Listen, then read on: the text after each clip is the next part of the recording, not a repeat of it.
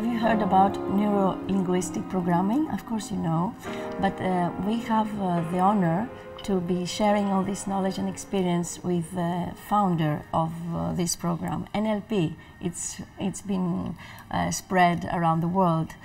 It's very everywhere nowadays. It's amazing. Yeah. So it's Frank Prusselink with us. Thank you very much for being here with Body for Body in Balance. Pleasure to be with you. Thank you. Thank you. This world we live in, how much of a jungle is it, Mr. Prusselink? Well, it's not the same jungle I was running around in, and yeah.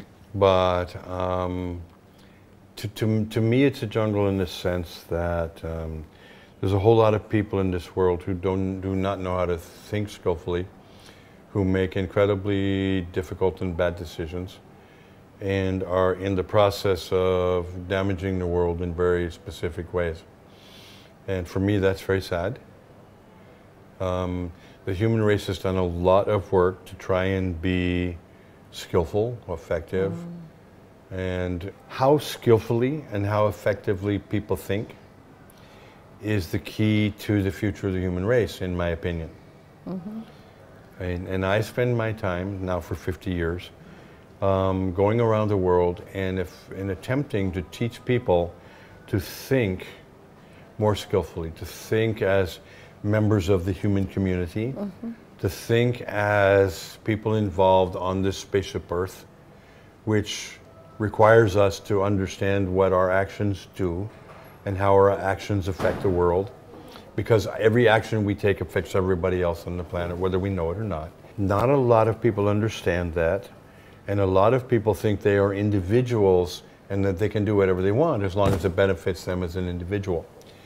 As long as that kind of thinking continues, we will continue to damage the Earth, damage the ecological system, damage the psychological values of people, damage the governments, and damage the way people think about life on this planet. So you want people to have consciousness, to have awareness of themselves as beings and as belonging. Awareness of themselves as members of a race, as members of a community, as members of a species where every single action that each person takes affects everybody else. We are in a very fragile ecological system that's just incredible, just fantastic. When I drive down the road and I look at clouds, for me, I'm looking at God, because that cloud purifies our water, brings it back to us, nourishes our land, and allows us to live on this planet successfully. That environment that is around us is a gift to us. It's a gift. And it is the driving force what allows us to have life. How do you work with people? I know that you work through explaining to them what words do to their system. When I do a training program for NLP, my goal is to help people understand that the structures of their thought, the structures of their language have importance and have value. And that if you use a structure that damages your life, damages yourself, damages your personality, or damages other people, then that process of thinking is ineffective. That process of thinking is damaging the world and you. So we talk about what are the patterns, what are the processes of thinking, how do they work, what do they do? Because thinking is the key to life on the planet. What people need to understand when they learn NLP is this little trick that you use with your language. Wait a minute, it's not little. Yeah. It's very powerful. It creates everything that comes after it because of the assumption that you've made when you formed your first language. Okay? Language creates reality. Yeah. So how I think is how I live. The words I use when I create language create my world. If I use a positive word or a negative word, which word I use tells me what to expect next, what to do next, what to think next, and so forth.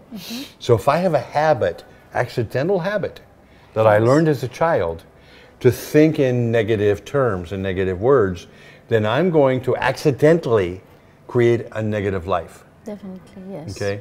Not because I want a negative life, but because I simply don't know how to talk. And you can't help it if you do it in this way. No, I don't know how to think, I don't know how to talk, I don't understand what talking does, I don't understand what creating symbols does. Words are symbols. Yes. I don't understand what the power of them is, and so I do it the same way I learned from my parents. Okay. My parents were drunks, both of them. And they fought a lot. My mother beat me a lot. My dad ignored me for his entire life. And I learned to be a drunk and a loser. That's what they taught me. Not because they wanted to, because that's the only thing they know. So how can we change this traumatic experience we had in childhood and create a better life for us? Yeah.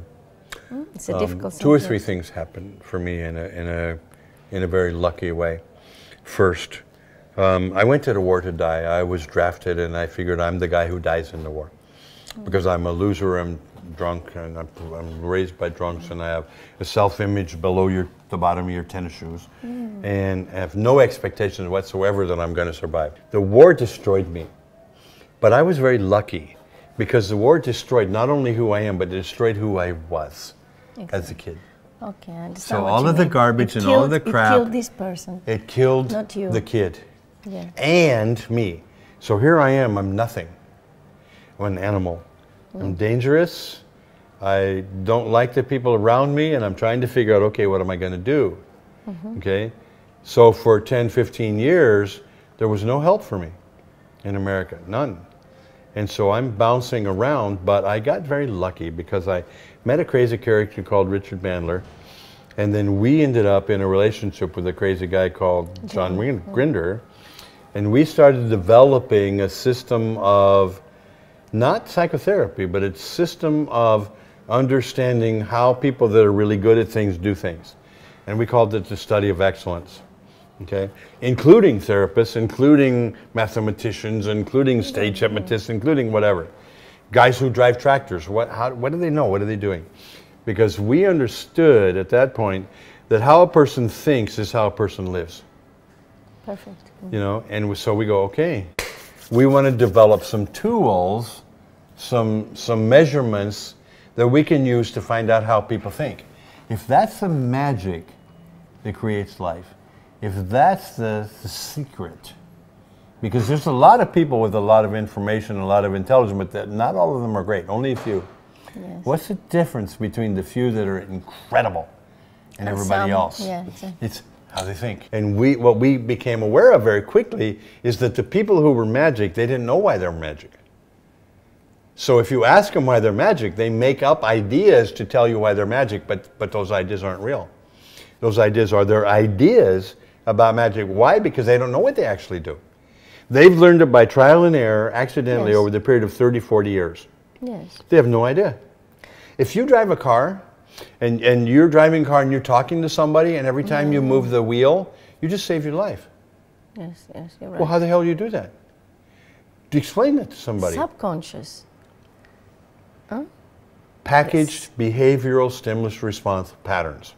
That's the unique ability of human beings.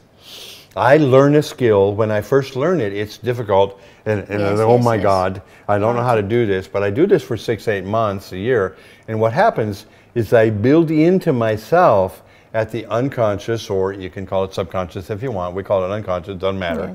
Yes. At the unconscious level, we build in the ability to recognize certain things, cars, people, whatever, to make a systematic, skillful reaction to that, okay? And we learn to do that, and we learn to do that automatically without thinking about it. So wait a minute, so who's moving the wheel? Your unconscious, highly skillful, repetitive, learned stimulus response pattern. You make an observation, you make an adjustment because of that observation. That's a human skill, and that's special. Do you see us humans having a better future or a worse future, knowing all that we're knowing? I think the human race is going to destroy itself in the next 30, 40 years. And then we spend the next 20, 30 years cleaning up the mess that we created, environmental. Then we have a chance. Thank you so much, Mr. Pizzelik. My pleasure. And thank you for watching. I hope you see all these great possibilities we have. We're here in Dolce Attica Riviera in Verona, next to an ancient temple of Diana, the goddess Diana. Yeah, she was incredible. the huntress and a very, very strong being. So thank you all for watching, and just remember, we have possibilities and we have the ability to move on. It's up to you and me.